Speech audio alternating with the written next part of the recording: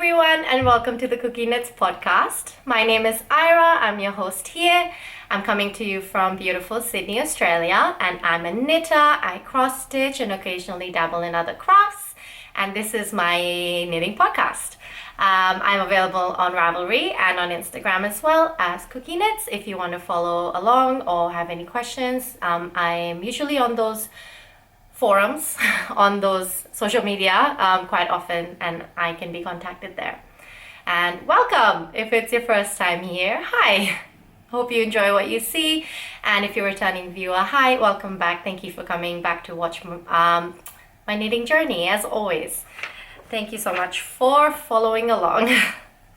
Today is episode 11 of the KukieKnits podcast. It's been a few weeks since I podcasted, and I've been doing a lot of knitting, not a lot of finished objects, but a lot of WIPS. So let's get started. My only finished object since the last time I saw you guys has been the Feldspar tee. I have shown this on my Instagram as well as on my wrap up of 2022, the Everything I Knit in 2022 video, but I haven't shown it on my podcast, so I thought I'd just quickly mention. This is a pattern by Hannah Lubin, and it's knit in We Are Knitters Pima Cotton in the colorway Olive. I'm going to pop a picture of me in it as it looks really good on. It looks really square like this, but it's a beautiful boat neck design and it looks great on. And I think a lot of you guys actually really enjoyed this pattern. I got a lot of comments on my Instagram when I posted it, as well as a few people cast it on quite immediately after, so that makes me really happy because I really enjoyed this pattern, and Hannah is super lovely. This is a knit bottom up in the round, and it doesn't have any short rows. It's a boat neck pattern, but it fits beautifully. I'm usually quite a stickler for short rows, but I didn't feel the need in this one. The only modification I did was that I added a couple of centimeters in this plain stockinette portion around here before you split for front and back, just to add a little bit of extra length. And this is a great pattern. I would love to knit more of these. I found the 10-ply cotton to be quite warm, actually. It's quite a dense, not dense, it doesn't feel heavy, but it definitely doesn't feel like summer wear.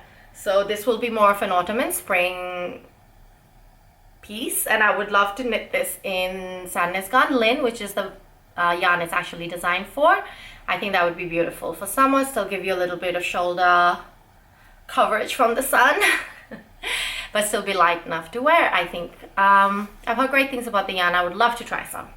So that's my only finished project, the Feldspar tee. Coming up to all of the WIPs. My first WIP is the Esio Trot pullover, Esio Trot jumper by my friend Vera Marcu, and this is knit in Cascade 220 fingering weight in the Colourways series and drops kid silk in the colorway pink. And I've held this together to make this beautiful luxurious fabric. I did say last time that the drops kid silk, the silk aspect of it is not very well dyed. It has lots of white. So I've ended up with a little bit more of a mild fabric than I had intended. But it's still beautiful. So I'm very, very close. I'm about halfway up the turtleneck, and I've just been procrastinating on it. There's no other word for what I've been doing other than procrastinating. I've started multiple other things instead of finishing the turtleneck. I do have a deadline on it though. I need to have it finished, washed and blocked by Saturday. Today's Sunday because I'm meeting Vera. We want to get pictures together. So the Esio Trot has this beautiful knit and pearl texture on the sides, and then twisted rib with a split hem, and a twisted rib feature going all the way up, and then you have twisted rib across the shoulders like that, and then it goes up into the twisted rib into the turtleneck. And you also have that feature going down the side of the sleeve that this is one of those jumpers that looks better on. Here you can see you have the twisted rib detail going down the outside of the sleeve as well. I tried it on. It already has a great fit. The only fit issue I had, and it's because it's a test, not because of anything wrong in the pattern, is that the pattern for the tester said to start the... Okay, so this sweater is designed to be worn reversibly. You can choose to have the stockinette side out or the reverse stockinette side out. And the way that Vera's done that is by having all of these twisted rib sections to be 1x1 full twisted rib instead of 1x1 half twisted rib, which is usually what most patterns say to knit when you knit in the round, just to avoid the purling through the back loop. I chose to only make it one side wearable. I'm not the biggest fan of reverse stockinette as a fabric, so I have done everything in 1x1 twisted rib except for the collar. So when we first started it and we did this bottom twisted rib hem in a smaller needle size, which I think Vera is changing, as you can see, it kind of does pull in a little bit too much. So when I block it, I'm planning to block it pinned up to where it's sort of like this dimpling doesn't occur that's going on here. It's a tiny fix, but I'm going to pin it just so that it flows better from the body to the hem. And this is what testing is for. It's to figure out little minor issues like this. And Vera's changing the needle size in the final pattern, and I can just pin block it, no big deal. And I did not end up going down in needle size for the collar, which I'm happy with that choice, as I really like how it seamlessly flows from the shoulder size to the neck, because it's the same needle size, whereas previously I would have had to change it. I also did the collar in full twisted ribs. I was worried it was cinching too much. And I'm really excited to have this finished piece. However, it is completely the wrong weather to be knitting on mohair, so I haven't been knitting on it, but I have to. And I am excited to finish and get some wonderful pictures with Vera, who's a great, great friend of mine. I love this design. I love this color. I love how it looks on me, and I'm very excited to be able to wear it as soon as the weather gets cold. This is the Esio Trot, pattern still in testing, to be released soon. Then my next WIP is the Moon Set Tee by Ozetta. And I'm knitting this in the Colourways Collective and Maker Moran yarn. Well, Maker Moran's the dyer, and she dyed it for Colourways Collective. That's run by Patricia. And in the colorway Poseidon. And that's how it's looking on so far. It's a beautiful pattern and a beautiful yarn. I had to do a little bit of jiggery pokery to fix this up. Due to constraints of yarn, I only had 2 skeins of this. I decided to go with a size that's slightly smaller to the one that I would have actually knit. The pattern recommends to have a bigger ease, but I chose a smaller size with only a couple of centimeters excess ease, because that was the size that I could get out of this yarn. Out of the 2 skeins of yarn, my correct size needed about 2.5 skeins. I only have 2 skeins. But I started to notice I had an issue when it looked like the armhole that you pick up here was going to be way too small, which makes sense, because with a bit of positive ease, the drop shoulder would have come down to about here, and that was perfect. However, I chose a size down, so the drop shoulder was coming up here, and it was starting to look like just a little bit too snug. I don't think it would have had the look that I was aiming for. So that was a super easy fix. I just extended the armhole. I just kept knitting till it looked like it would fit me better. And I picked up 2 stitches out of every 3 rows for the sleeves.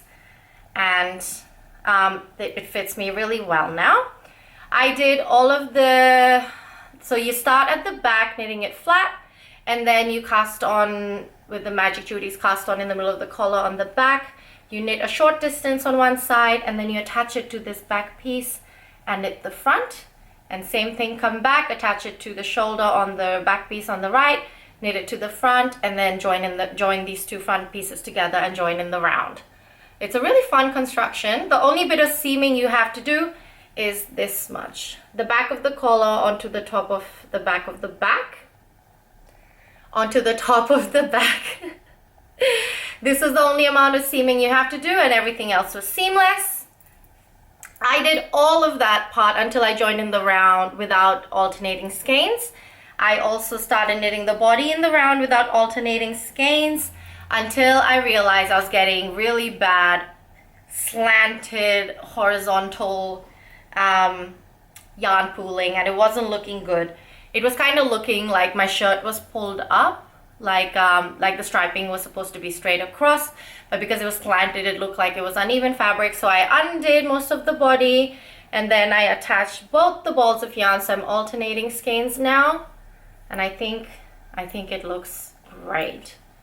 I'm very happy with this color. It looks so good on camera. Oh my lord. And I'm excited to finish this. I'm just on the stockinette body, and I'm going to knit down and finish off with the I-cord bind off like the pattern suggests, and I'm excited to have this piece in my cupboard. This is the Moonset Tee by Ozetta. Then my next WIP is the Woodwardia, which is by Lydia Gluck. And it's out of the Pom Pom Ready Set Raglan book. I won this book in 2020. I remember winning it during lockdown actually, as part of the Pom Pom Mal. And I'm very, this Woodwardia is the second pattern that I'm knitting out of it. In the book, it's this one. It's beautiful. Turtleneck with I think it's garter design, like a feature on the raglan. I've knit this out of the Knit Picks Simply Wool Worsted Twist yarn. However, I have mixed it up and I have made a gradient out of these 4 yarns. The lightest color, which is this one, is called Winkle and Wanda. This is Wilbur and Wanda. This one is Wordsworth and Wanda. And the darkest color is Wallace and Wanda. That's what it said on the label. I think Wanda is the lighter color and the darker color is whatever the name is. Like on this one, the darker color is called Winkle. So there is a color called Winkle, and where they've been twisted together, they've used both the names. When I went onto the Knit Picks, now it said that this color was called Wordsworth Twist instead of Wordsworth and Wanda. So I think they've changed the naming system, which is good because I can't remember what anything is.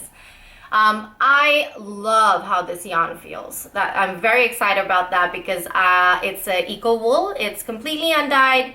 I love how it feels. It's a beautiful rustic yarn, and I'm knitting this sweater for my cousin. I have finished the body so far, and that's how it's looking. And I've done a split hem with a regular 1x1 collar. Yeah, so the first yarn is knit up to about here, and then the second yarn's up to about here, and then the third yarn's up to about here, and then the fourth yarn's here, and in the middle I've like alternated skeins for a couple of rows, and I think I've done quite a good job, if I may say so myself. It's a really fun looking sweater. My cousin's a much smaller size than me, so the knitting's gone by quite fast as well. And I just need to knit on the sleeves once I'm done with a few other projects. I always have issues with the short row on the way it's written in this book. Even in the previous one I had issues, and I don't know if I did something wrong, but the patterning here, the top one doesn't sit right in 3 out of 4 raglans. I don't know what I've done. There's a very high chance that it's my mistake. But the way that it's, these three had a increase by purl front back in the short rows, whereas the fourth one, which is this one, which is seamless, had a knit front back increase. So I think it's got more to do with that rather than my mistake. I'm not sure though. It's all right. No one's gonna see that. It's not even for me. So the only reason I would have gone back and corrected it is if I was looking at it each time I wore it and it drove me nuts. But between the mild yarn and the gradient and no one's going to be looking at the first raglan increase on 3 sides. So I decided to leave it. That's my Woodwardia. My cousin's coming to visit in Feb, so I got to get a move on it. And she has very generously is going to be bringing some yarn I ordered to her house. So I think she deserves a sweater. She has a previous sweater, the AO Star in Rustic from Bendigo Woolen Mills, and she really loves the non-superwash yarn. So I thought I would use this because I have enough to make one in her size, and she likes it so far.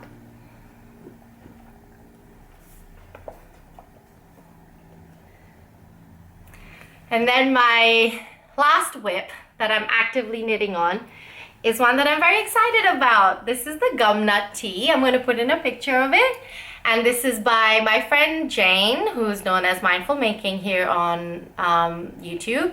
She has a great podcast. She lives in the same area of Sydney that I do, and we meet up every few weeks for our local knitting group. And I will link her podcast below. This is a design by Jane. And I am this far down into the yoke. Not far. I only started on Thursday, like 3 days ago, and it looks great. The main body yarn is by 3 Cat Yarns. This is her merino linen yarn in the colorway Vintage Tea Set. I think in previous podcasts I've called it Vintage Tea Party, but it's called Vintage Tea Set. It's 90% superwash merino and 10% linen. And the contrast colors for the white is leftover Holst Supersoft in the colorway Almond from making my botanical yoke pullover. And the red is Supersoft again, Holst Supersoft in the colorway Bokhara. And this is leftover from my shawlography, which was 2 years ago now, Stephen West mystery knit along. And I'm super excited to make this tee. I'm loving how the colors are playing. Oops, sorry, I'm tangled up. Loving how the colors are playing. I was a bit unsure about how I feel about this little couple of rows of the marbled like red and pink together. But I think once we move on to just holding the red, like getting a similar ridge feature, but just with the red, I think it'll flow better. So that's my last WIP, the Gumnut Tee by Jane Balle. Balle? B-A-L-L-E, by Jane. Now for my acquisitions. I received a knitting related item in my Secret Santa that I do with my friends. I showed you guys the little hand warmer mittens that I made for the person I had for Secret Santa. But if you've been watching my podcast, you would have seen a few episodes ago where I knit the Aosta as a wedding gift for my friend. And that friend happened to get me as her Secret Santa this year. And she bought me a couple of different things. But she bought me this really cute tote bag that says Ira's Knitting Bag. And it's so cute. I've been using it so much. So much so that it was getting a little bit of pilling on the fabric here. But another acquisition of mine is this Phillips de-piller that I decided it was time to get. A few of my knits were looking a bit worn, and I love this thing. It has been so much fun to de-pill absolutely everything I own. It works great on my sweaters. You do have to empty it quite often if you have a super pilly sweater. It works better if the little reservoir is emptier. And this has been a great purchase. I'm very happy with it. And very happy with my cute little bag. Then my next acquisition has been this beautiful Juniper Moon Farm yarn called Findlay Dappled. It's 50% extra fine merino wool and 50% mulberry silk. And this in the colorway 142, which is this beautiful pink and yellow sort of colors. Very, very happy with it. It's lace weight. It has 730 meters and 100 grams. And I bought this to knit the Summer Breezy tee, which is another cute lace weight, very luxurious, but very just simple stockinette pattern by Jane again.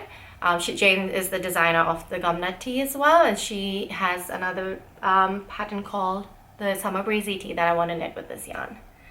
And I have 2 skeins of this. It's beautiful. Then my next acquisition was a gift, a de-stash, but she basically just gave it to me from my friend Vera, and this is the BC Garn Bio Balance, which is 55% organic wool, 45% pure organic cotton, and this is a 4-ply yarn in this gray colorway. I have tentative plans for this yarn, probably some sort of lightweight t-shirt would be great. For my husband for Christmas, I got the 52 weeks of easy knits from Lina. And I wanted this as a resource for gift knits. Most of the patterns are either worsted up to bulky, that's hats, scarves, shirts, tees, mittens, all sorts of stuff. But the thing that I'm unexpectedly obsessed with is that they're wearing these really fun quilted pants in a lot of the photography, and I think I want some quilted pants. Can I quilt? No. Can I make pants? Definitely not. But I want some quilted pants, so we shall see where I go with that.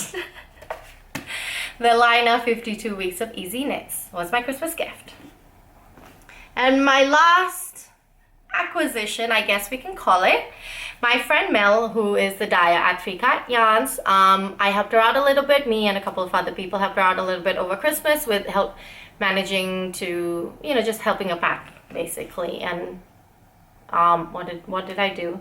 We really didn't do that much, to be honest, but she very, very graciously, as a thank you, did a very special one-off to basically teach us how to dye. She provided us with some yarn and taught us the basics of dyeing, and I got to dye my own yarn. So I was fluctuating between a pink, no surprise to anyone, or a very, very bright and crazy orange to yellow gradient speckled yarn, basically. I had the inspiration, but I'll put the picture here. I don't know where I've placed it now. And I decided to go for this option as it was, a one-off opportunity, a one-off crazy type of yarn. Can you believe I dyed that? It looks so good. So the gradient goes from this pale yellowy color up to this more golden yellowy color into a bit more oranges and moving up into this sort of darkish orange. Here is the darkest part. I have 2 skeins of this, and this is in Mel's Everyday Sock, which is the 80% Superwash Merino and 20% Nylon. I was originally planning to make a hat. However, now I'm definitely going to make a garment with it. I'm thinking a short sleeve, little tight crop type of sweater to tuck into a jacket, into high-waisted pants, and just be super bright and super fun. I love this so much. Oh my gosh, I cannot wait to knit it out. I have a feeling this is going to skip up many spots up my to knit queue. Yay, dyed by me. Oh, that was so fun. Dyeing was fun. However, I don't think it's a hobby for me. There's so much prep work, so much, because the acid dyes are toxic. So much safety gear, so much washing, so much cleaning. I'm very, very glad I got to try it out once, and I have this wonderful, these 2 skeins to have that memory of dyeing. But I don't think there's any danger of me slipping into another hobby with dyeing, which is good because I don't have the time or space or money for another hobby, so just knitting. So that's my last acquisition. And I have a question of the day. The question of the day is, what is my go-to yarn type? And I am a non-superwash fan. Definitely the softer non-superwash. I like rustic yarn, but not the very super rustic yarns that it's just not feasible for me with our climate. It's designed more to be outerwear, and I usually, if I'm wearing a sweater, I'm not wearing anything underneath other than my bra. So having to layer up, I get too hot, and it's not that cold here. So I love rustic wool, but not super rustic wool. I really enjoy the Knit Pick Simply Wool worsted type of yarn, and Drops Nepal and Drops Lima and that type of soft but still non-superwash yarns. I love the whole super soft yarns. Yeah, so I haven't tried that many yarns, but that's the type of yarn that I like to try, and the ones that I've tried so far that I've liked have been those. So that's all for today. Hopefully I made sense. I just had a lot of things to say, a lot of things to film. Thank you so much for watching, and I'll see you next time. Bye.